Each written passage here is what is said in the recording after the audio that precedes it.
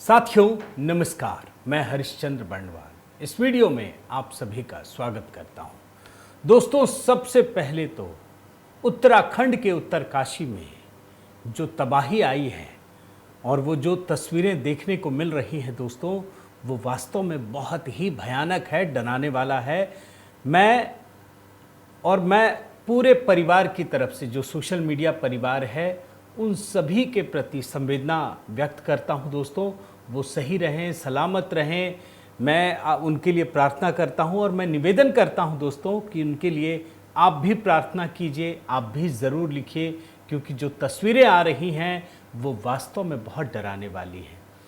पता नहीं कब ये राहत कार्य भी शुरू हो पाएगा, क्योंकि जिस तरीके से लगातार चीज़ें हो रही हैं वो वास्तव में चिंताजनक है।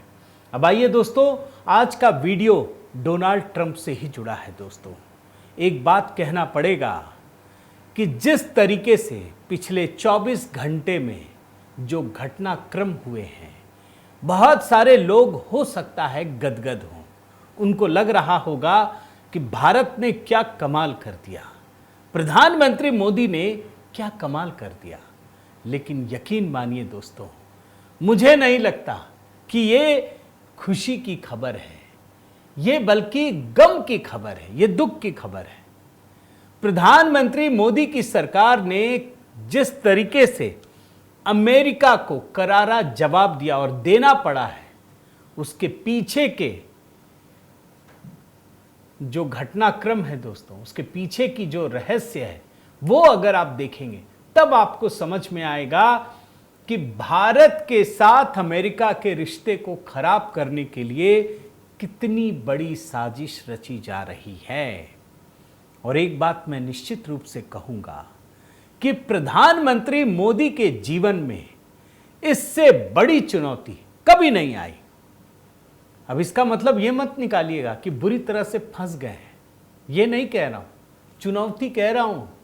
दूसरा नेता रहेगा ना, वो कहेगा अपने को क्या है, ठीक है यार, सब झेलेंगे। लेकिन नहीं, जहां बात देश की होती है, प्रधानमंत्री मोदी उसे अपनी चुनौती के तौर पर लेते हैं और उसका मुकाबला करने की कोशिश करते हैं। आज का वीडियो वास्तव में आपको देखकर हिला देगा। जिन लोगों को लग रहा है कि ये बहुत बड़ी, बहुत अच्छी खबर है, मैं उनको दिखाना चाहता हूं कि ये बहुत बुरी खबर है। मैं टू विंडो से शुरू करता हूं दोस्तों। बड़े गौर से इस टू विंडो को देखिए।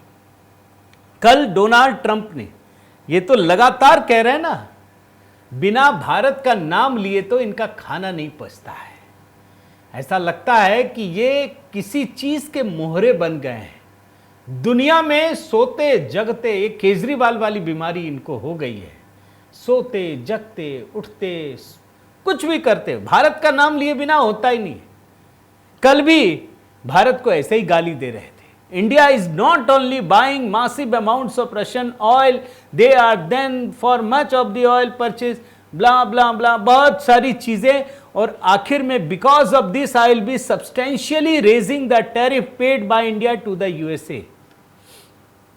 अरे भाई, तुमको बढ़ाना है बढ़ा दो ना, तुम्हें मना किसने किया है? जो करना है कर डालो। ये रोज रोज सुबह शाम दोपहर इंडिया इंडिया इंडिया इंडिया क्यों कर रहे हो? अब जाहिर है दोस्तों, कोई देश, किसी देश का राष्ट्रपति मतलब सड़क छाप तरीके से गुंडे मवाली की तरह काम करेगा तो दूसरे देश का भी तो सम्मान होता है ना। भारत के प्रधानमंत्री तो खुद जवाब दे भी नहीं रहे, देना भी नहीं चाहिए। भारत के विदेश मंत्रालय ने कल करारा जवाब दिया है। सारे पॉइंट्स उधेड़ करके रख दिए। इस टू विंडो को बड़े ध्यान से देख लीजिए। कल भारत ने जिस तरीके का जवाब दिया, इससे पहले शायद ही कभी दिया हो। पहली लाइन देख लीजिए। India has been targeted by the United states and the European union for importing oil from Russia after the commencement of the Ukraine conflict. साफ साफ लिख रहा है कि भारत को टारगेट किया जा रहा है यूनाइटेड स्टेट्स और यूरोपियन यूनियन के द्वारा। फिर दूसरा पॉइंट्स देखिए कि भाई ये हम क्यों खरीद रहे हैं? अपने देश के नागरिकों के हितों की रक्षा के लिए, कि उनका सस्ता तेल मिल जाए। लेकिन इसके बाद तीसरे पॉइंट पे दोस्तों ये बताया जा रहा है कि हमको तो तुम कह रहे हो तेल मत खरीदो, तुम क्या कर रहे हो? पूरा डेटा निकाल के रख दिया है कि यूरोपियन यूनियन ने 2024 में 67.5 बिलियन यूरो का सामान खरीदा है रूस से। एलएनजी खरीदा है 16.5 मिलियन टन्स। आप सोचिए हर साल, मतलब तुम खरीदो, हम नहीं खरीद सकते। यह गुंडागर्दी है, सीधा सीधा कहा। चौथे पॉइंट को देखिए, Europe Russia trade includes not just energy, सिर्फ एनर्जी नहीं खरीद रहे हैं, fertilisers, mining products, chemical, iron, steel, machinery, transport equipment सब खरीद रहे हैं, हम ना खरीदे। एक और पॉइंट है, where the United states is concern, ये खुद यूनाइटेड स्टेट्स यूरेनियम और तमाम ईवी इंडस्ट्री से जुड़ी चीजें, फर्टिलाइजर, केमिकल सब कुछ खरीद रहा है। भारत खरीदे तो ठीक नहीं है, करारा जवाब दिया। जैसे कहते ना, एकदम आईने की तरह साफ कर देना कि तुम खरीद सकते हो, हम ना खरीदे। तुम वहां क्या दे रहे हो? हम तो रुपया भी नहीं दे रहे, तुम तो डॉलर दे रहे हो सीधा। तो ये देख करके तो अच्छा लगेगा, लेकिन ये अच्छी खबर है नहीं दोस्तों। ये हो क्या रहा है? ये किसी नेता की सनक की वजह से नहीं है, ये दो देशों के बीच नफरत पैदा करने की कोशिश की जा रही है। और कितनी बड़ी साजिश है। मैंने क्यों कहा, प्रधानमंत्री मोदी के जीवन में इससे बड़ी चुनौती नहीं आई। पहले जो काम जॉर्ज सोरोस कर रहा था, वो काम सीधा डोनाल्ड ट्रंप करने लगा। भारत और अमेरिका के लोगों के बीच में कोई नफरत नहीं है। एक नेता दो देशों में नफरत के बीज बो रहा है, सिर्फ इसलिए कि उसका व्यापारिक हित पाकिस्तान से जाकर मिल गया है, असीम मुनीर से जाकर मिल गया। और इसके एक दिन पहले क्या चल रहा था, मैं आपको कुछ चीजें दिखाता हूं। और एक दो नहीं, अचानक से बहुत सारे ट्वीट सामने आ गए। इसके ठीक एक दिन पहले मैं कई ट्वीट दिखाता हूं। देखिए, ये न्यूज गेट, एक ही टाइप के tweet. Unprecedented statement from New Delhi, India is considering suspending or reviewing certain bilateral agreements with the United States. इसमें यह लिखा गया है कि Indian ministry of external affairs ने कहा है कि भारत अमेरिका के साथ सारे द्विपक्षीय व्यापार को रद्द करने वाला है। यह बताया जा रहा है। हम लोग सारे चौंक गए। ये परसों की खबर है ये, और सेम लाइन, सेम पैटर्न। आप देखिए, मैं कितने दिखाता हूं। ये देखिए, global affairs, unprecedented statement from New Delhi, same. India is considering suspending or reviewing certain bilateral agreements with the United States if hostile economic policies continue। दूसरा, एक और देखिए, ब्रिक्स प्लस टुडे, अचानक से ये सारे पैदा हो गए और ढेर सारे, देखिए सेम है ना, unprecedented statement from New Delhi. और देखिए, ये समी कौन है? Unprecedented statement from New Delhi. इसका मतलब है किसी ने लिखा, कॉपी किया, सबको भेज दिया अपने इकोसिस्टम में और बर्बाद कर दो भारत अमेरिका के रिश्तों को। और देखिए, ये देखिए, तख्तिया finance, unprecedented statement from New Delhi, सब एक जैसा। अचानक से कुकुर मुत्ते की तरह दर्जनों ट्वीट्स एक ही तरह के, भारत और अमेरिका के संबंधों को बिगाड़ने वाले। जब भारत सरकार को पता चला, तुरंत भारत सरकार ने फैक्ट चेक किया कि भाई हमने तो ऐसा कुछ कहा ही नहीं, ये कौन है? और उधर जो ट्रंप बैठा है वो तो वैसे ही गूंगा बह रहा है। भाई उससे पूछा गया कि भारत ने सुना है तेल लेना कम कर दिया, तो बहुत अच्छी न्यूज है, मैंने भी सुना। अरे तुम सुने, तुमको पता नहीं है पूरी दुनिया में तुम्हारी सैटेलाइट रहती है। भारत सरकार को खारिज करना पड़ा कि हमने ऐसा कुछ नहीं कहा है, हमने ऐसा कुछ नहीं किया है। अब आप सोचिए कैसे लेफ्ट लिबरल गैंग काम कर रहे हैं। अब आपके मन में सवाल उठेगा, तो क्या भारत ऐसे प्रोपेगेंडा चलाने वाले लोगों के ट्रैप में तो नहीं फंस गया? ये सवाल उठ रहा है भाई। लेकिन इसका आपको जवाब देना पड़ेगा कि हां ये गलत तो हो ही रहा है, लेकिन सवाल है जिस तरीके से डोनाल्ड ट्रंप लगातार कह रहे हैं, भाई भारत को जवाब तो देना पड़ेगा ना। ये तो आत्मघाती हो चुके हैं, इनको समझ ही में नहीं आ रहा। ये लगातार बोल रहे हैं, भारत सरकार, प्रधानमंत्री मोदी कुछ नहीं बोल रहे हैं, एक बार भी ट्रंप का नाम नहीं लिया। उनको लग रहा है बेइज्जती हो रही है, लेकिन कभी तो बताना पड़ेगा ना।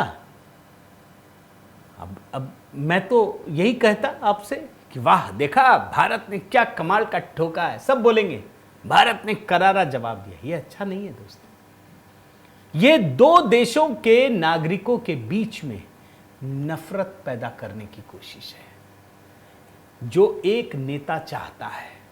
ये पूरे दशकों के संबंध को खत्म कर देना चाहता है।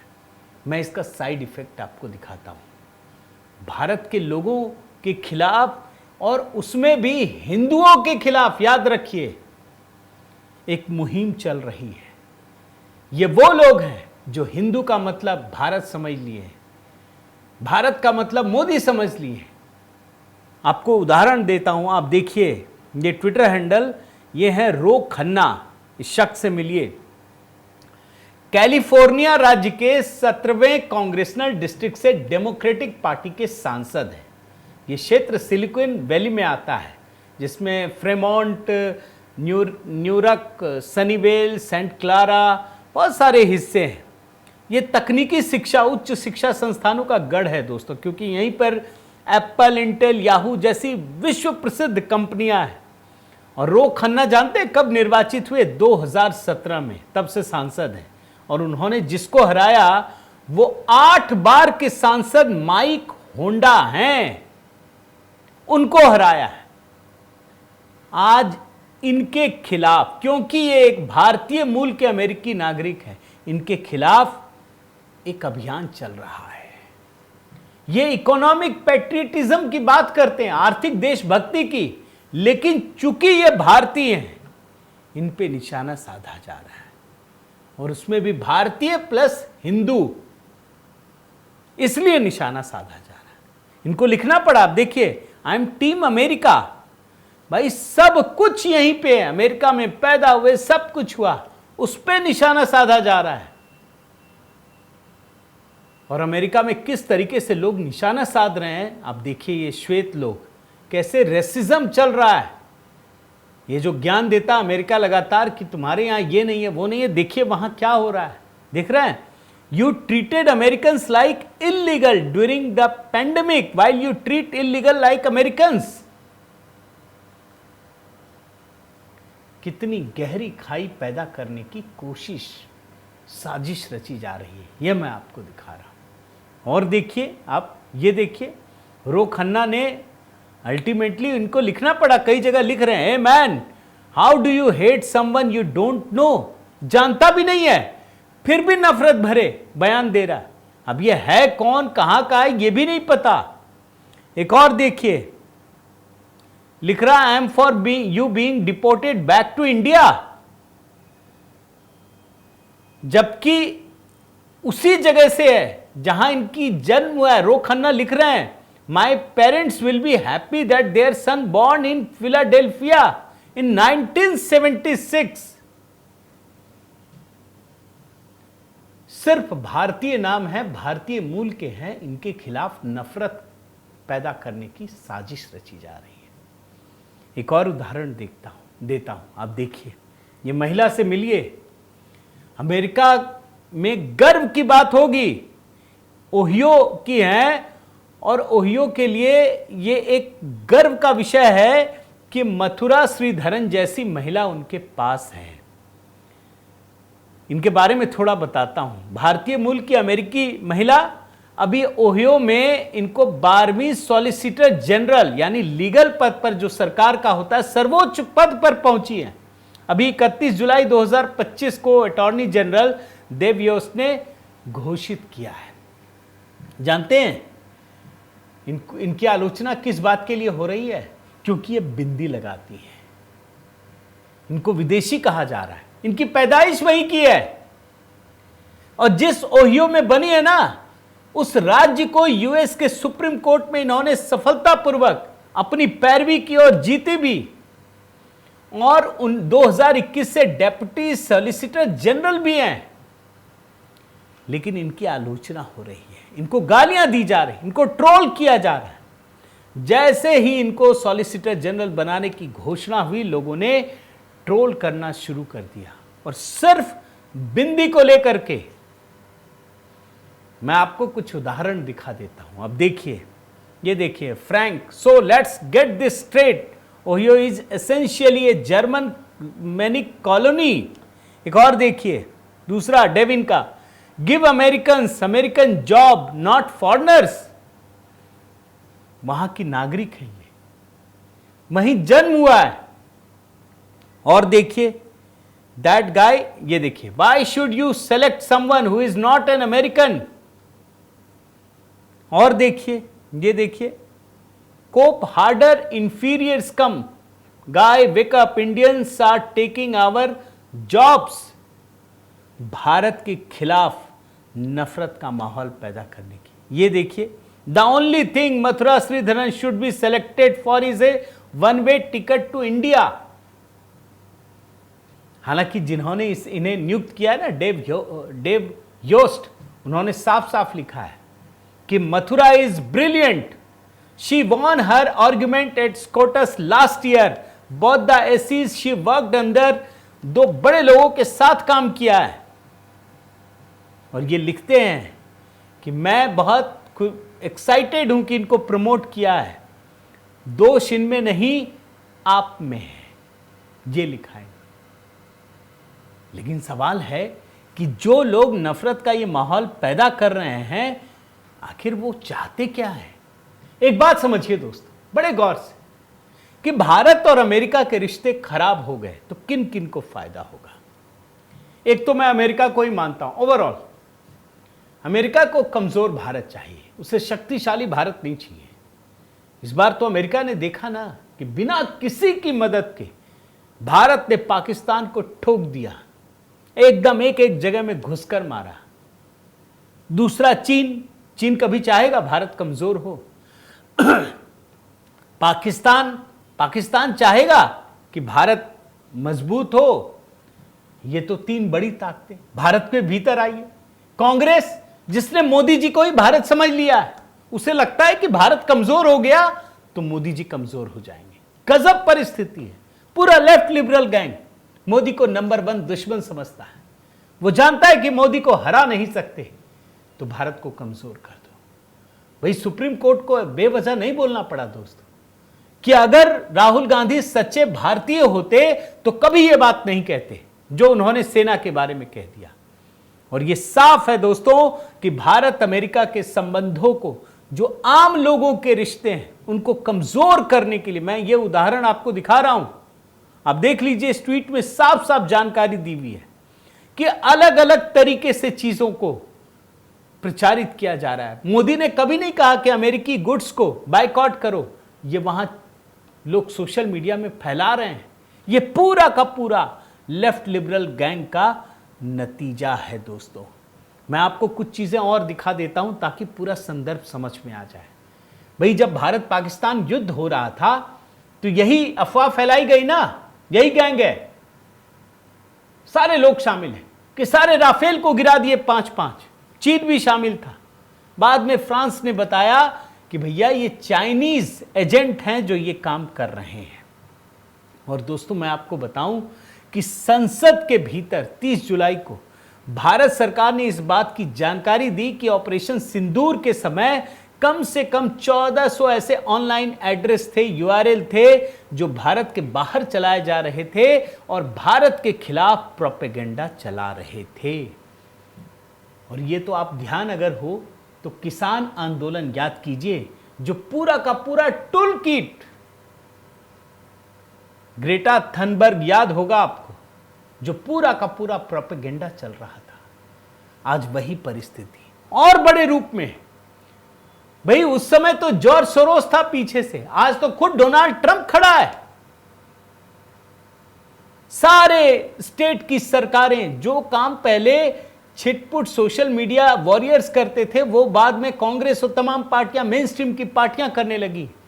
जो काम पहले लेफ्ट लिबरल गैंग के अमेरिका में बैठे हुए लोग कर रहे थे अब सीधे वहां का राष्ट्रपति कर रहा है। यह मैं आपको बता रहा हूं और कांग्रेस इसको बढ़ावा दे रही है। मैं आपको उदाहरण दिखाता हूं। भाई ट्रंप ने कहा हमने फोन पर बात की, मोदी जी ने तो कभी नहीं की, कभी बात ही नहीं हुई। लेकिन राहुल गांधी उकसा रहे थे ना, उकसा रहे थे। अंत में कहना पड़ा सरकार को कि प्रधानमंत्री से कोई बात नहीं हुई। आप जानते, उसके बाद फिर राहुल गांधी ये कहने लगे कि ट्रंप के नाम पे बोलो, ट्रंप के नाम पे बोलो। इनको भी पता है कि भाई विदेश नीति ऐसे नहीं चलती। भड़काने लगे, लोगों में मैसेज देने लगे। संसद के भीतर फिर मोदी ने कहा कि भाई हमारी किसी से बात नहीं हुई। लेकिन क्या फायदा हुआ, आज फिर से राहुल गांधी वही काम कर रहे हैं। अब आप समझिए कि भारत और अमेरिका के रिश्ते पूरी तरह से खराब हो जाएं, किसको फायदा होगा? भाई अमेरिका, चीन, पाकिस्तान इसको तो होगा, लेकिन भारत में लोगों को क्यों फायदा हो रहा है? आखिर कैसी सोच बन गई? और तभी मैंने कहा दोस्तों कि इस बात से खुश मत होइए, ये बिल्कुल नेगेटिव चीज है। अभी जो काम वहां का नेता डोनाल्ड ट्रंप जैसा बड़बोला मूर्ख आदमी कर रहा है, अब वो चाहता है कि भारत और अमेरिका की जनता के बीच ये नफरत पनप जाए, जो ठीक नहीं है। और इसीलिए मैंने कहा कि प्रधानमंत्री मोदी के जीवन की ये सबसे बड़ी चुनौती है। लेकिन मैं तो यही कहूँगा, इंतज़ार कीजिए, देखिए क्या नतीजे निकलते हैं। क्योंकि प्रधानमंत्री मोदी की सबसे बड़ी ताकत उनका संयम है। आपकी क्या राय है दोस्तों, ज़रूर बताइएगा। मैं निवेदन करता हूँ कि आप कमेंट करके अपनी बात रखिए, बताइए आप कैसे देखते हैं, कैसे आपके सामने इसका समाधान नज़र आता है। अगर आपने चैनल सब्सक्राइब नहीं किया है दोस्तों तो ज़रूर कीजिए, लाइक कीजिए, बेल आइकन दबाइए। और हाँ, HB मेलोडी दोस्तों, वहाँ मैंने रक्षाबंधन को लेकर जो गीत अपलोड किया है उसमें आप सबों के बहुत सारे रिएक्शन आ रहे हैं, आपको अच्छा लग रहा है। मैं बहुत बहुत धन्यवाद कहता हूँ दोस्तों। अगर आपने नहीं देखा है तो ज़रूर देखिए। बहुत बहुत धन्यवाद। जय सिया राम।